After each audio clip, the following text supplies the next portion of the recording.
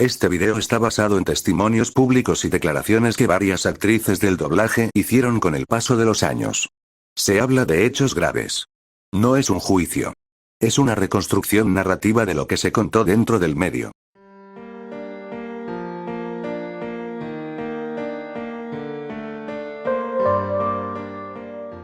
Hay épocas que se recuerdan con cariño, no porque fueran perfectas, sino porque el tiempo las cubrió con una especie de nostalgia. Y cuando hablamos del doblaje latino, en los años 80 y 90, mucha gente piensa en eso, en una época especial, con voces inolvidables, estudios donde se trabajaba de forma intensa, casi artesanal, y donde nacieron interpretaciones que todavía hoy siguen vivas en la memoria de millones. Pero detrás de esa imagen había otra realidad, una más cerrada, más silenciosa, más difícil de ver desde fuera. Porque el doblaje de antes no era el mundo amplio y conectado que muchos imaginamos hoy. No había redes sociales, no había celulares grabando cada momento, no había una forma rápida de contar lo que pasaba en un estudio. Si algo ocurría entre esas paredes, normalmente ahí se quedaba. Los estudios eran espacios pequeños, desconocidos, de puertas cerradas, pasillos donde se cruzaban voces famosas con personas que apenas comenzaban, cabinas donde se trabajaba durante horas, con actores veteranos que tenían mucho peso y jóvenes que llegaban con ganas de entrar a un medio.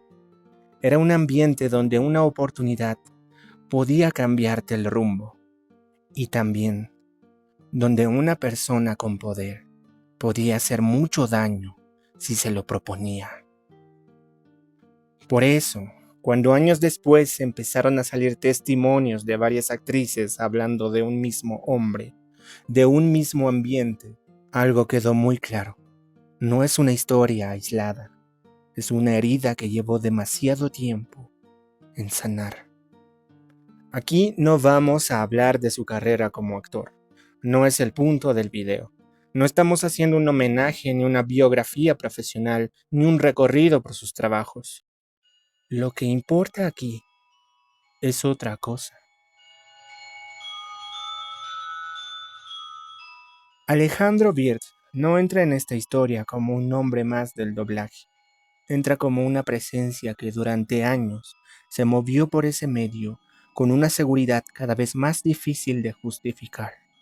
No hacía falta verlo actuar para entender que dentro de los estudios algo en su forma de ser no era normal.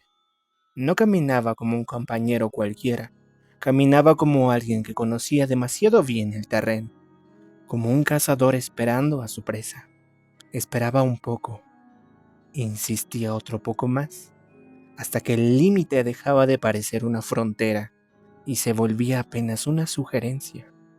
Y esa es la parte que vuelve esta historia tan oscura. No estamos hablando de un solo episodio aislado, estamos hablando de un patrón, de una conducta que según fueron contadas distintas voces del doblaje con el paso del tiempo, se repetía con una inquietante naturalidad.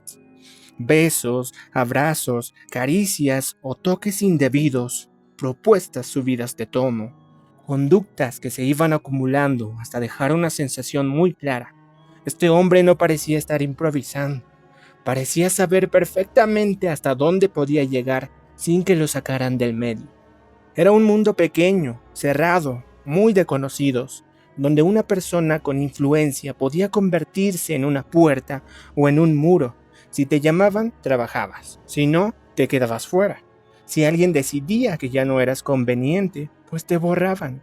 Y cuando un hombre con peso dentro de ese sistema decide usar ese peso para aprovecharse, para acosar o para cruzar líneas que no deberían cruzarse, el daño no siempre se ve de inmediato. A veces, primero se siente.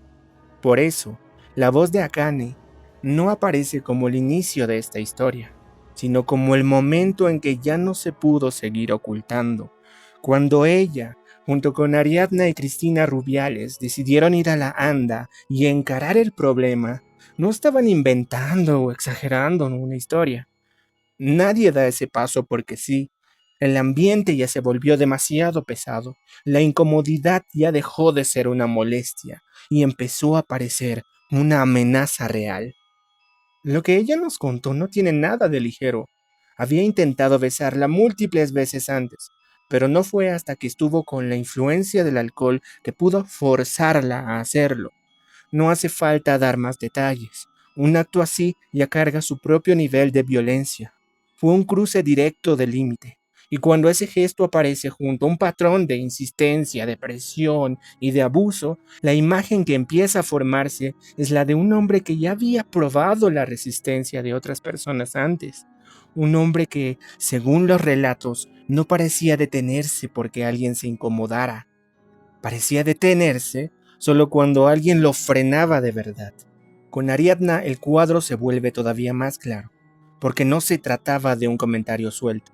El monstruo le proponía tener relaciones íntimas con él, y en múltiples ocasiones insistía para que ella cediera. Era una presencia que no soltaba, y eso es lo que hace que este caso deje de sentirse como una anécdota desagradable y empiece a parecer algo muchísimo más serio.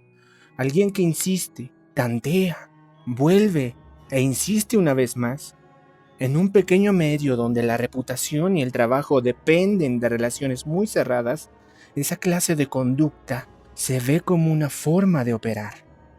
Cristina completa este bloque de confrontación con otro tipo de violencia, el maltrato, la humillación, el rebajamiento, porque los monstruos no siempre empiezan con el golpe más fuerte, a veces comienzan por hacer sentir a la otra persona pequeña, por convertir el ambiente laboral en un lugar hostil, y cuando finalmente ellas deciden enfrentarlo ante la anda, la historia deja de sentirse como un rumor que creció demasiado.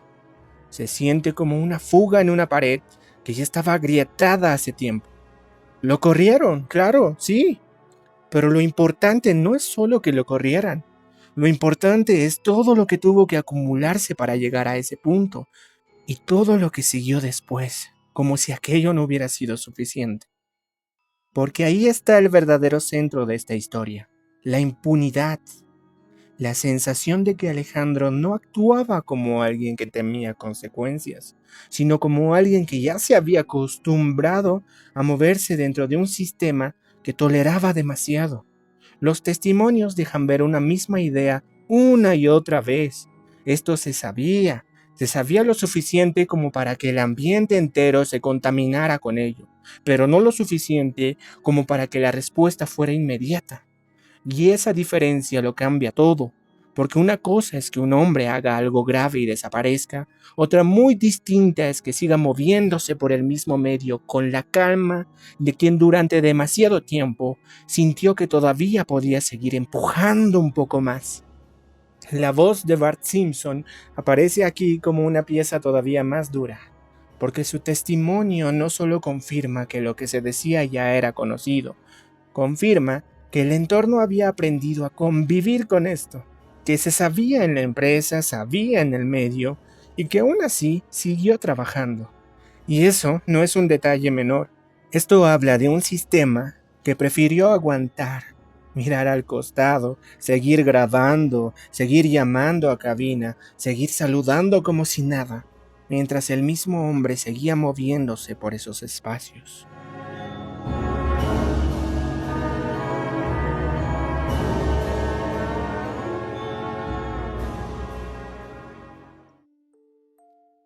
El monstruo amenazaba para someter a sus víctimas. Las obligaba a cumplir todas sus fantasías carnales, con la amenaza de que si no lo hacían, no habría un mañana para ellas.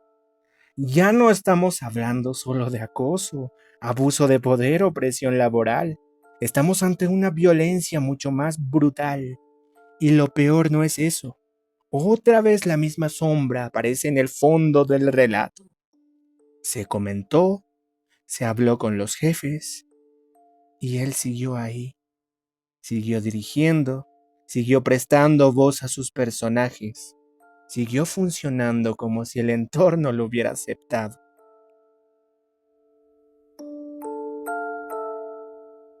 Y esta es la parte verdaderamente asquerosa de toda esta historia, No solo el acto, también la costumbre de dejarlo pasar, porque ahí el monstruo no se esconde.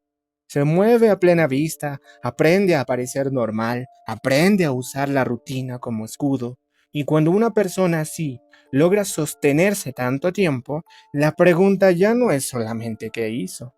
La pregunta es cómo logró seguir haciéndolo sin que el sistema se lo tragara antes. Y entonces aparece la voz de Atena, y el relato se vuelve todavía más difícil de mirar de frente, porque no se trata solo de que haya habido acoso, se trata de cuándo ocurrió, de la edad que ella tenía cuando pasó. La actriz de doblaje contó que Alejandro trató de hacerle eso mismo a sus 16 años.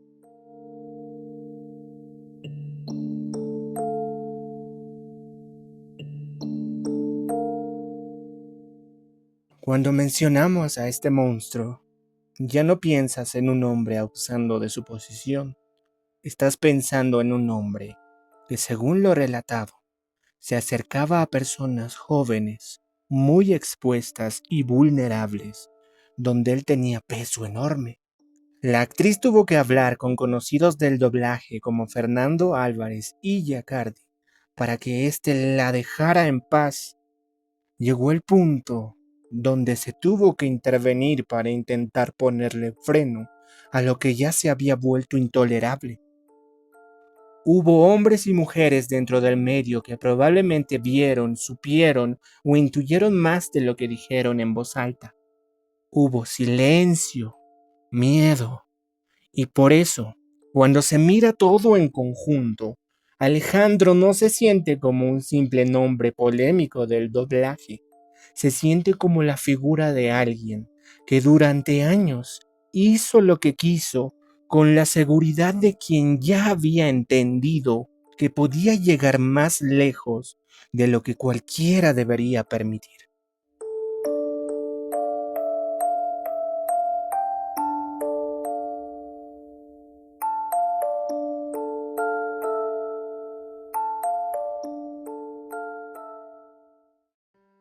Con el tiempo, se fue apagando esa presencia que antes parecía tolerada en demasiados espacios del doblaje, hasta quedar afuera del medio, radicando en otro país, ya retirado de la actividad. Pero retirarse no borra nada, no devuelve lo que se rompió. La distancia no cambia lo que dejó detrás. La incomodidad, el miedo, el silencio y la sensación de que durante demasiado tiempo se permitió que un hombre así siguiera caminando por los estudios como si nada. Tal vez ya no esté ahí, pero la mancha quedó. Y eso no se quita.